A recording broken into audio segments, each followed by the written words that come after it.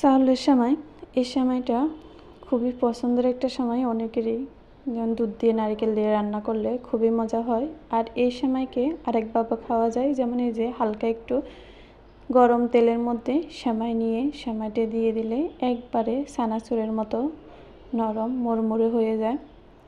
এই সেমাইটা এইভাবে ভেজে যদি তেল থেকে সেকে তুলে নিয়ে হালকা একটু চিনি মাখিয়ে নিলে অনেক মজা লাগে, যেটা বাচ্চারা খুবই পছন্দ করে, চানাচুরের মতো খেতে হয়।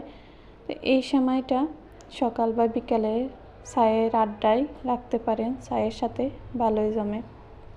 আশা করি আজকের ভিডিওটা সবার কাছে ভালো লাগবে। যদি ভালো লেগে থাকে অবশ্যই ফেসবুক পেজে ফলো দিতে ভুলবেন না, ইউটিউব চ্যানেলটা সাবস্ক্রাইব করবেন। সবাই ভালো থাকবেন। আল্লাহ হাফেজ। আসসালামু আলাইকুম।